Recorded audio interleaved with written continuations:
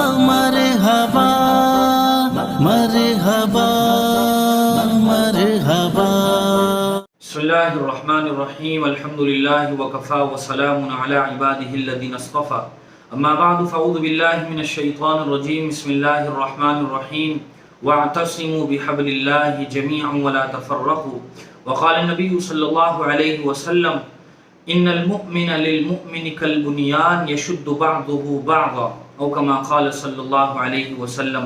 محترم بزرگوں، دوستوں، میرے دینی اور ایمانی بھائیوں، اللہ تبارک و تعالیٰ قرآن مجید میں ارشاد فرماتے ہیں، سورہ نساء کی پہلی آیت ہے، یا ایھا الناس اتقوا ربکم الذی خلقکم من نفس واحدہ وخلق منها زوجها وبث منہما رجالا کثیرا ونساء۔ اے لوگو، میں نے تم سب کو ایک آدمی فرد واحد سے پیدا کیا ہے، اور پھر میں نے ان سے ان کی بیوی حضرت حوا کو پیدا فرمایا، اور پھر ان دونوں سے اللہ تبارک و تعالیٰ نے پوری کائنات کو پیدا فرمایا۔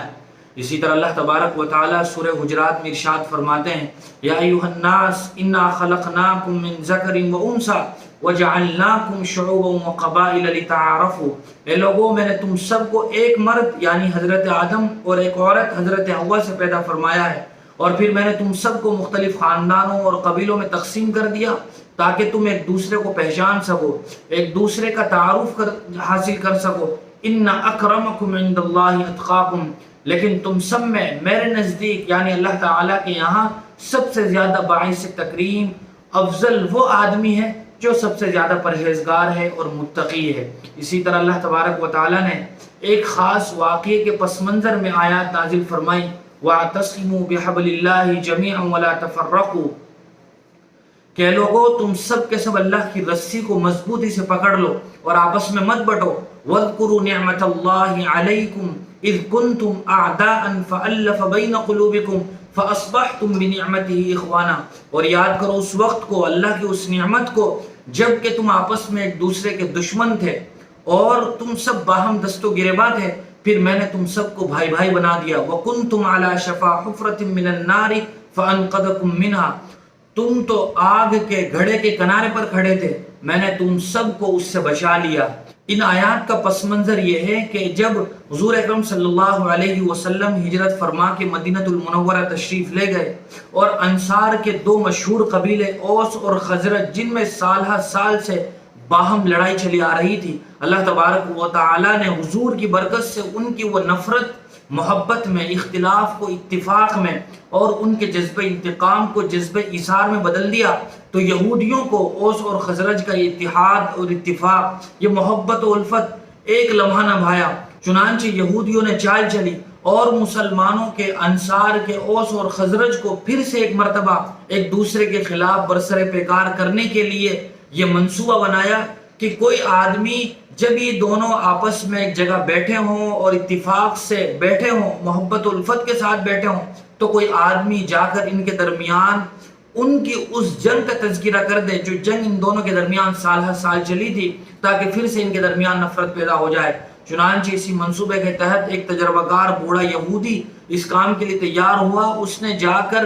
جنگ بعاث سے متعلق کچھ اشعار پڑھ دیے۔ ان اشعار کا پڑھنا تھا کہ اوس اور خزرج کو اپنی پرانی جنگ کے واقعات یاد آنے لگے، اور نتیجے میں وہ آپس میں ایک دوسرے کے خلاف لڑنے لگے۔ حضور اکرم صلی اللہ علیہ وسلم کو اس کی اطلاع دی گئی تو حضور تشریف لائے، اور حضور نے یہ ماجرا دیکھا تو بہت ہی حیرت کا اظہار فرمایا اور کہا، یہ تم نے کیا جاہلیت والی پھر سے حرکت شروع کر دی ہے؟ گویا حضور نے اس طرح ان کو تنبیہ فرمائی، اور حضور اکرم صلی اللہ علیہ وسلم کے اس تنبیہ فرمانے کا نتیجہ یہ ہوا کہ صحابہ اکرام پھر آپس میں اس طرح باہم شیر و شکر ہو گئے، ان کے درمیان الفت و محبت ایسی مضبوط طریقے سے پیدا ہو گئی کہ آپس میں علاقے، ملک، برادری کے مختلف ہونے کے باوجود وہ ایک دوسرے کے لیے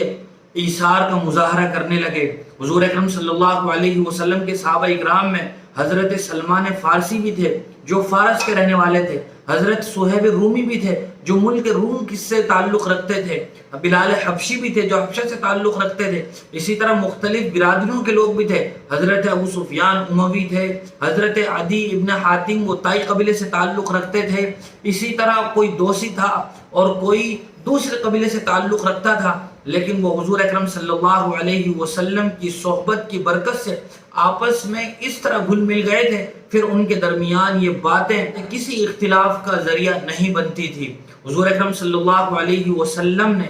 اپنی زندگی میں اپنے عمل سے بھی اور اپنے قول سے بھی صحابہ اکرام کو باہم متحد اور متفق رہنے کی تلقین فرمائی، اور اللہ تبارک و تعالیٰ نے بھی قرآن مجید میں بارہا اس سے متعلق مسلمانوں کو آگاہ کیا۔ اللہ تعالیٰ فرماتے ہیں انما المؤمنون اخوہ فاصلحوا بین اخویکم، کہ تم سب کے سب مومن آپس میں بھائی ہو، ایک دوسرے کے درمیان صلح کرا دیا کرو۔ اسی طرح اللہ تبارک و تعالیٰ نے قرآن مجید میں ارشاد فرمایا وَإِن طَائِفَتَانِ مِنَ الْمُؤْمِنِينَ اقْتَتَلُوا فَأَصْلِحُوا بَيْنَهُمَا، کہ اگر مومنین کے دو گروہ آپس میں لڑ پڑیں، ان میں کسی بات پر اختلاف ہو جائے تو ان کے درمیان صلح کرا دیا کرو۔ اور پھر اللہ تبارک و تعالیٰ نے ارشاد فرمایا وَلَا تَكُونُوا كَالَّذِينَ تَفَرَّقُوا وَاخْتَلَفُوا مِن بَعْدِ مَا جَاءَهُمُ الْبَيِّنَاتُ، کہ تم ان لوگوں کی طرح مت ہو جانا جنہوں نے آپس میں اپنے دین میں تفرقہ بازی کی، اختلاف کیا، واضح نشانیاں آنے کے باوجود بھی وہ باہم دست و گریباں رہے۔ اسی طرح اللہ تبارک و تعالیٰ نے ارشاد فرمایا ان الذین فرقوا دینہم وکانوا شیعا لست منہم فی شیء، کہ جن لوگوں نے دین میں تفرقہ بازی کی وہ مختلف ٹولیوں میں بٹ گئے۔ ایک جگہ اللہ تبارک و تعالیٰ نے فرمایا وَأَطِيعُوا اللَّهَ وَرَسُولَهُ وَلَا تَنَازَعُوا فَتَفْشَلُوا وَتَذْهَبَ رِيحُكُمْ وَاصْبِرُوا، کہ تم اللہ اور اس کے رسول کی اطاعت کرو اور آپس میں اختلاف نزاع مت کرو، جھگڑا مت کرو، ورنہ تمہاری ہوا اکھڑ جائے گی اور تمہاری طاقت اور قوت یہ سب پارا پارا ہو جائے گی، ٹکڑے ٹکڑے ہو جائے گی، جس کی وجہ سے اتحاد اور اتفاق قائم نہیں رہ سکے گا۔ حضور اکرم صلی اللہ علیہ وسلم اپنی ایک روایت میں ارشاد فرماتے ہیں ان المؤمن للمؤمن کالبنیان یشد بعضه بعضا، کہ ایک مومن دوسرے مومن کے لیے ایک عمارت کی طرح ہے جو باہم ایک دوسرے سے بندھی ہوئی ہیں۔ ایک عمارت میں بہت ساری اینٹیں ہوتی ہیں جو آپس میں جڑی ہوئی ہوتی ہیں، جب تک وہ جڑی رہتی ہیں عمارت صحیح سالم مضبوط کھڑی رہتی ہے، لیکن جب وہ اینٹیں آپس میں اکھڑ جائیں، گر جائیں، تو پھر عمارت کا قائم رہنا مشکل ہو جاتا ہے۔ بہت خوبصورت مثال کے ذریعے حضور اکرم صلی اللہ علیہ وسلم نے سمجھایا ہے مثل المؤمنین فی توادہم وتراحمہم وتعاطفہم مثل الجسد اذا اشتکا منہ عضو تداعی لہ سائر الجسد بالسہر والحمى، کہ مومنوں کی مثال آپس میں ایک دوسرے کے ساتھ رحم و کرم، خیرخواہی اور بھلائی کا معاملہ کرنے میں وہ ایک جسم کی طرح ہے کہ جسم کا کوئی ایک عضو تکلیف میں مبتلا ہو جائے تو سارا جسم پریشان ہو جاتا ہے۔ ہم دیکھتے ہیں کہ جسم میں بہت سارے اعضاء ہیں، سب کے نام الگ ہیں، کسی کو ہم دل کہتے ہیں، کسی کو کلیجہ کہتے ہیں، کسی کو کان کہتے ہیں، کسی کو ناک، کسی کو ہاتھ، کسی کو پاؤں، سب کے نام بھی الگ الگ ہیں، سب کے کام بھی الگ الگ ہیں۔ زبان کا کام چکھنا ہے، کان کا کام سننا ہے، ناک کا کام سونگھنا ہے، ہاتھ کا کام کچھ عمل کرنا ہے، پاؤں کا کام چلنا ہے، لیکن وہ سب کا سب ایک جسم کا حصہ ہے۔ ان میں سے کوئی ایک عضو بھی تکلیف کا شکار ہو جائے تو سارا جسم درد کا شکار ہو جاتا ہے۔ ہاتھ میں درد ہو جائے تو اس کا یہ مطلب نہیں ہوتا کہ صرف ہاتھ میں تکلیف ہے، بقیہ جسم میں کوئی تکلیف نہیں ہے۔ سر میں درد ہو جائے تو انسان پورا جسم کے ساتھ بے قرار ہو جاتا ہے۔ حضور اکرم صلی اللہ علیہ وسلم نے یہی مثال دی کہ جب بخار ہوتا ہے، درد ہوتا ہے تو سارا جسم اس تکلیف میں مبتلا ہو جاتا ہے۔ اسی طرح پوری امت مسلمہ میں سے اگر کسی ایک مسلمان کو بھی کوئی تکلیف پہنچے تو اس کا احساس پوری امت مسلمہ کا ہو۔ کسی کا بہت ہی مشہور مقولہ ہے کہ افریقہ کے جنگل اور صحرا میں رہنے والے کسی آدمی کے پاؤں میں کوئی کانٹا چبھے اور ہندوستان کا آدمی اس آدمی کے درد کی تکلیف کو محسوس نہ کرے تو ایسا آدمی سچا پکا مومن نہیں ہو سکتا۔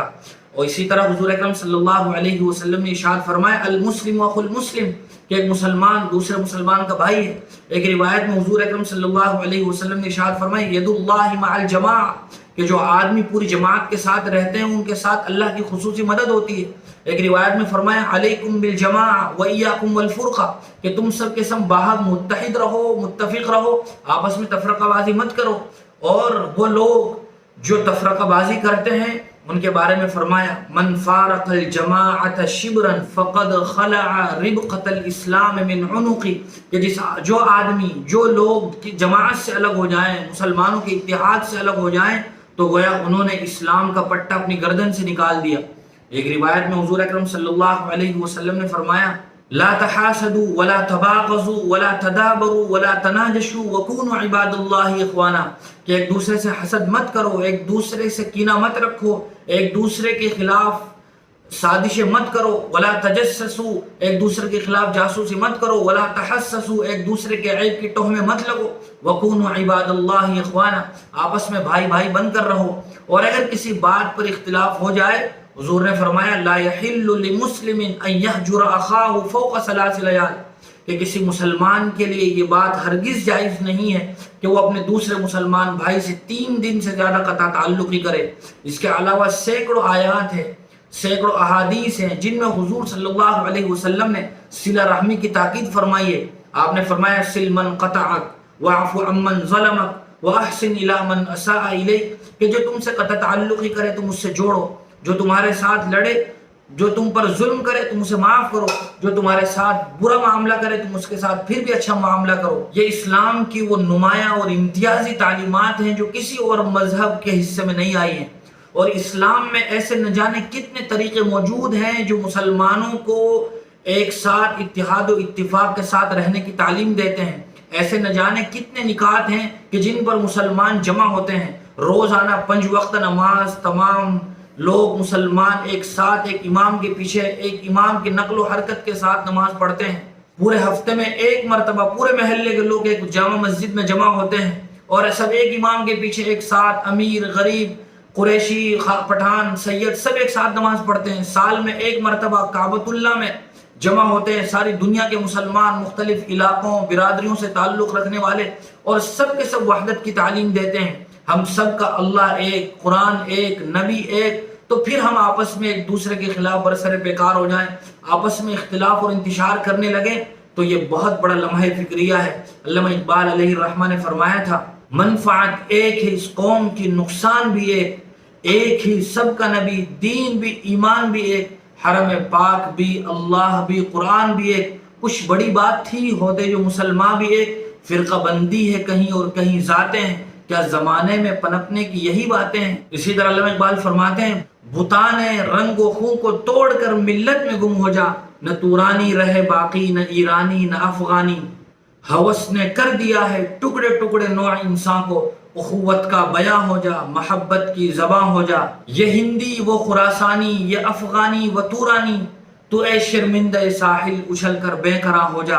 फर्द कायम रब्त मिल्लत से है, तन्हा कुछ नहीं, मौज है दरिया में और बैरून दरिया कुछ नहीं। मिल्लत के साथ राब्ता उस्तुवार रख, वाबस्ता रह शजर से उम्मीद बहार रख। जब तक कोई दरख्त का पत्ता दरख्त के साथ चिमटा होता है तो वो हरा भरा होता है, जब वो दरख्त से टूट कर गिर जाता है तो फिर वो पीला पड़ जाता है, गल सड़ जाता है, हवा भी उसको बिखेर देती है। इसीलिए अल्लामा इकबाल ने फरमाया, एक हो जाएं तो बन सकते हैं खुर्शीद मुबीन, वरना इन बिखरे हुए तारों से क्या बात बने। एक हो मुस्लिम हरम की पासबानी के लिए, नील के साहिल से लेकर ताबखा के काशगर। कौम मजहब से है, मजहब जो नहीं तुम भी नहीं, जज्ब बाहम जो नहीं महफिल अंजुम भी नहीं। ये तमाम तर वो अहादीस, वो आयात, वो अशआर हैं जो हम मुसलमानों को बाहम मुत्तहिद और मुत्तफिक रहने की तालीम देते हैं। और ये तारीख रही है कि जब तक मुसलमान बाहम शीर व शकर रहे, इत्तिहाद व इत्तिफाक के साथ रहे, इंतशार और खलफशार से दूर रहे, तो वो दुनिया पर हाकिम रहे, उनका वक़ार मौजूद रहा। लेकिन जब मुसलमान आपस में एक दूसरे के खिलाफ बरसरे बेकार हो गए, बाहम ही दस्तो गिरेबां हो गए, तो मुसलमानों की ताकत मुंतशिर हो गई, मुसलमानों का वक़ार वो ख़त्म हो गया, मुसलमानों का उरूज ज़वाल में तब्दील हो गया, मुसलमानों की तरक्की पस्ती में से तब्दील हो गई, और मुसलमानों की सियासी सतह पर वो सूरत हाल है कि मुसलमानों की कोई पूछ गुछ नहीं। मुसलमानों को जैसा कुछ कहा जाए, मुसलमानों के जज्बात को ठेस पहुंचाई जाए, मुसलमानों के मुक़द्दसात के साथ खिलवाड़ किया जाए, लेकिन कोई पुरसान हाल नहीं। ये नतीजा हुआ बाहम एक दूसरे के खिलाफ दुश्मनी का, नफरत का, बूज़ का। शेखुल हिंद मौलाना महमूद हसन देवबंदी अलैहिर्रहमा जब माल्टा की जेल से देवबंद तशरीफ लाए थे, तो आपने उस वक्त के सरकर्दा उलमा के दरमियान ये बात इरशाद फरमाई थी कि मैं मुसलमानों की तनज़्ज़ुली तबाही और पस्ती के बुनियादी तौर पर 2 सबब समझता हूँ। उनमें से एक कुरान से दूरी और दूसरा आपस में इख्तिलाफ और इंतशार। और फिर आपने फरमाया था कि जितनी मेरी ज़िंदगी बाकी है वो मैं इन्हीं दोनों चीज़ों पर मेहनत करते हुए गुजार दूंगा। लिहाजा आपस का इत्तिहाद और इत्तिफाक ये वो उन्सुर है जो हमें सियासी सतह पर भी, समाजी, माशी, हर एतबार से مضبوط و مستحکم کر سکتا ہے۔ اللہ تعالیٰ مجھے بھی آپ کو بھی عمل کی توفیق نصیب فرمائے۔ وآخر دعوانا الحمد للہ رب العالمین۔